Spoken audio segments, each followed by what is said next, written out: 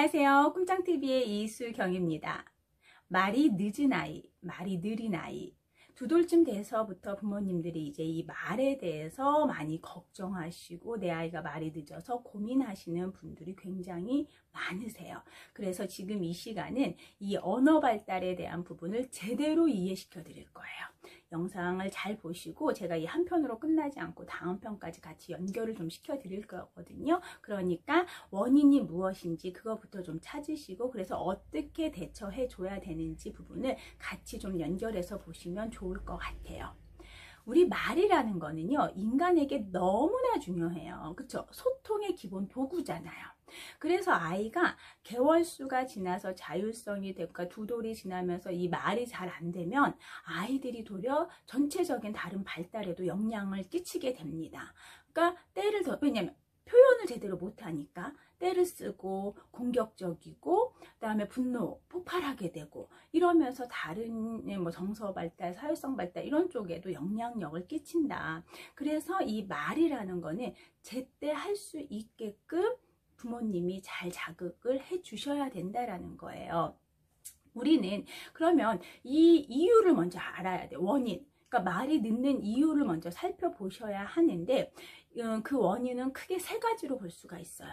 유전적인, 기질적인 요인일 수 있고 그 다음에 환경적인 요인일 수 있어요. 그 다음에 마지막이 병적인, 병리적인 요인입니다.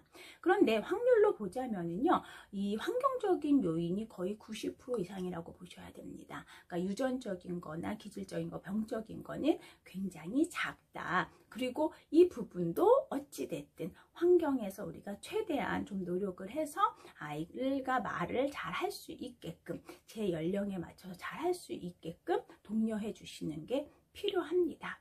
그러면 유전적인 요소, 그러니까 이거는 가족력일 수 있거든요. 그래서 혹시라도 뭐가 할아버지, 할머니, 뭐 이제 외가, 친가 다 해서 특히 뭐 아빠가 어릴 적에 말을 워낙 좀 늦게 했다. 이렇게 뭐 이제 말씀을 듣고 또 근데 지금은 일상생활하고 사회생활 성인이 돼서는 큰 문제가 없다. 그러면 내 아이도 그럴 거다라고 생각하시면 돼요. 굳이 너무 많이 막 이렇게 민감하게 걱정 안 하셔도 됩니다. 그리고 이제 2번째가 이제 제가 이 영상에서 이렇게 녹여드릴 거는 바로 환경적인 요인이에요. 그러니까 이게 대부분이고요. 만약에 유전적인 병리적인 그런 현상이 있다고 하더라도 이 환경적으로 제대로 잘 갖추고 잘 자극해주고 환경을 만들어 준다라면 얼마든지 개선 호전할 수 있다라는 거 꼭 기억하셨으면 좋겠어요. 그러면 우리 아이가 말을 하지 않는다. 그러니까 이제 말이라는 건 어떻죠? 순서가 옹알이로 시작을 해서 그 다음에 아이가 단어를 이야기하고 그 다음에 문장으로까지 연결이 됩니다. 그러니까 이제 우리가 돌이 되면은 이제 옹알이가 지나서 한 단어씩 하게 되죠. 근데 이 언어는요 2가지입니다. 그러니까 2가지로 연결돼서 의사소통이 되는 거예요. 그러니까 수용 언어가 있고 표현 언어가 있어요.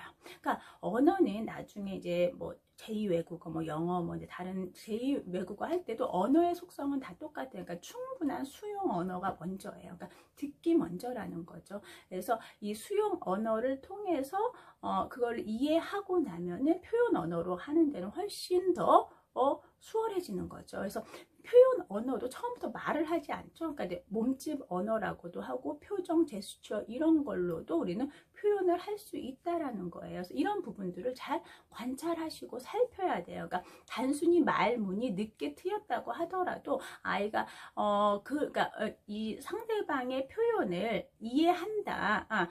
그러니까 무엇을 의미하는지를 이해한다. 이 수용 언어를 제대로 하고 있다라면은 당장 말문이 늦게 트였다라고 해서 얘가 언어 발달이 늦었다라고 생각을 하시면 안 된다라는 거예요. 그래서 수용 언어를 통해서라도 의사소통이 되는 거예요. 그래서 아이가 당장 말은 안 되니까 어떻게 하겠어요?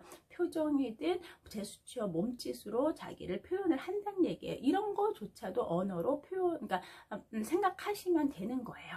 그래서 이제 2돌쯤 됐을 때는 이제 단어들이 연결이 좀 돼. 한 단어, 2단어가 연결이 되거든요. 근데 이때도 그게 잘 안 돼. 그러면은 이때는 좀 심각하게 생각을 하셔서 전문기관을 찾으시는 것도 하나의 방법이기는 합니다. 그러면 이제 우리가 일상에서 우리 아이들 어떨 때 언어 발달이 안 되느냐, 그러니까 말이 늦느냐, 주 양육자가 말을 제대로 안 하는 경우죠. 그러니까 그러니까 이제 우리 엄마들이 수다쟁이 엄마가 되라면 이제 언어 발달 이런 얘기 너무 많이 들으셨을 거예요. 그래서 어머님 주 양육자를 중심으로 그 주변에서 말을 제대로 자극을 해줘야 돼요. 그래서 아이가 표현 언어를 말로써 하지 않을 때 몸짓이나 표정이나 제스처를 할 때 이때 정확한 말로 표현해주는 이런 것들을 잘 하셔야 된다는 거예요. 그러면 이제 아이가 어떻게 해요? 말을 하게 된다라는 거예요. 근데 이때 부모님이 너무 아이가 하는 거를 일거수일투족 바로 반응을 하고 바로 해결을 해주잖아요. 그러면 말이 더 늦어지는 경우가 있어요. 그렇기 때문에 이 부분도 굉장히 중요하다. 그러니까 아이가 뭔가에 대해서 표현을 할 때 언어로 하지 않았을 때는 꼭 언어로 다시 반복해서 리바이벌 우리 부모님이 해 주셔야 되고, 아이가 무엇인가를 요구할 때 말을 할 때까지 정확하게 의사 표현을 할 때까지 기다려 주시는 게 중요해요. 그러면 아이가 보다 더 적극적으로 언어를 표현하려고 합니다. 이러면서 어느 순간 말문이 딱 트이게 되거든요.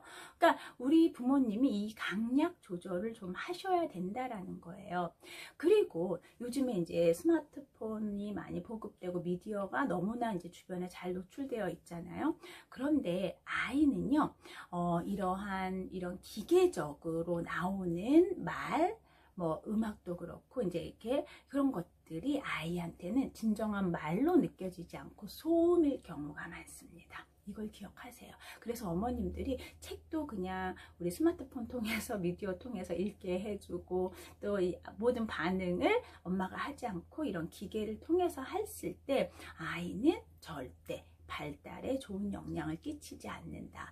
그냥 멍하고 보고만 있는 정도예요. 그러니까 아이의 표정 이런 것들을 통해서 같이 상호작용해 줬을 때, 그리고 스킨십을 통해서 눈맞춤을 통해서 자극에 대한 대응을 해 줬을 때 아이는 이때 발달에 긍정적인 영향을 끼치는 거지, 이런 미디어를 통해서 그렇게 나오는 이야기, 나오는 노래, 나오는 것들은 그냥 소음이다라고만 생각하셔도 과언이 아니다.